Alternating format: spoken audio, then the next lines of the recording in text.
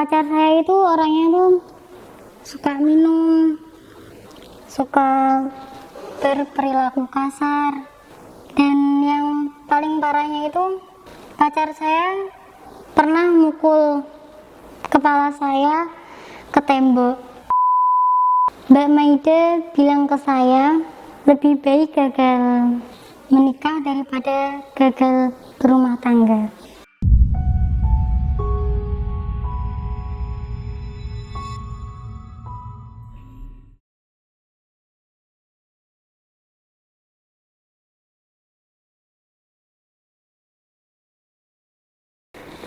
Awalnya itu saya melihat beberapa postingan Mbak Maida di Instagram, dan di situ saya banyak belajar tentang soal masalah pernikahan dan juga masalah-masalah berumah tangga.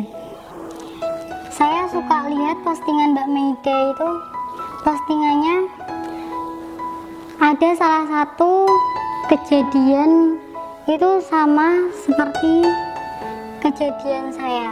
Jujur sih, pacar saya itu orangnya tuh suka minum, suka berperilaku kasar, dan yang paling parahnya itu pacar saya pernah mukul kepala saya ke tembok. Dan itu saya nggak berani untuk cerita ke orang tua saya, mungkin karena saya sudah terlanjur sayang sama pacar saya. Saya sulit mau putus sama pacar saya karena saya sudah terlanjur sayang.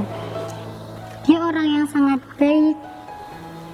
Saya tahu dia penyayang, tapi mungkin caranya yang salah saja. Dia tidak tahu bagaimana mengungkapkan kasih sayangnya itu dengan baik. Makanya saya tetap memilih bertahan sama dia. Dia juga janji ke saya berulang-ulang. Dia berjanji untuk berubah, untuk tidak minum-minum lagi, untuk fokus bekerja dan menabung untuk masa depan kita berdua nanti. Tapi itu semua hanya dikatakan saat saya mengancam untuk meminta putus kepada pacar saya. Kalau sudah baikan, dia lupa sama janjinya, balik kasar lagi. Di saat saya sudah mempersiapkan pernikahan saya, sudah hampir 80%, saya bimbang, dan saya akhirnya memutuskan untuk ikut konseling pranikah ke Mbak Maida. Ada 2 sesi yang saya lalui. Di sesi pertama itu Mbak Maida banyak menggali latar belakang saya dan calon saya. Mbak Maida mencari tahu mengenai pola asuh kita berdua, bagaimana calon saya diperlakukan oleh orang tuanya itu akan menjadi kebiasaannya. Banyak sekali yang saya ceritakan ke Mbak Maida, dan alhamdulillah saya merasa lega, merasa ada yang mensupport saya, ada yang memahami keadaan saya.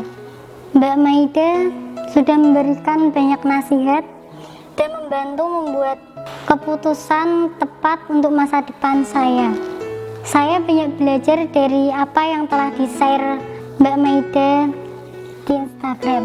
Di situ saya seolah ditunjukkan sebelum menikah kita harus benar-benar siap dan mengetahui latar belakang calon kita dengan baik. Jadi memang saya takut kalau nantinya saya menikah akan lebih parah lagi dari saat saya dan pacar saya pacaran. Mbak Maida bilang ke saya, lebih baik gagal menikah daripada gagal berumah tangga. Dan setelah selesai konseling pranikah ini, saya berani untuk memutuskan untuk tidak lanjut dengan calon saya. Dia di situ marah-marah lewat telepon. Dia ngatain saya, dia bilang yang bermacam-macam. Saya di situ terima-terima saja. Saat saya diajak bertemu keluar, saya tidak mau karena saya tidak berani dan karena saya pasti akan dipukulin. Tiba-tiba dia datang ke rumah saya. Dia minta maaf, dia nangis-nangis. Tapi saya sudah tidak menggubrisnya lagi. Kalau dulu saya buat kesalahan sedikit, saya langsung cemas, takut banget kalau dimarahin sama dia. Tapi sekarang sudah tidak lagi. Dan konseling pranikah ini sudah sangat membantu saya, khususnya untuk membuat keputusan untuk lanjut menikah atau tidak. Mungkin gagal menikah ini saya memang sedikit rugi karena persiapan pernikahan saya sudah hampir 80%. Tapi rugi dikit gak apa-apa sih, daripada rugi besar nantinya setelah menikah, mungkin malah lebih parah akibatnya.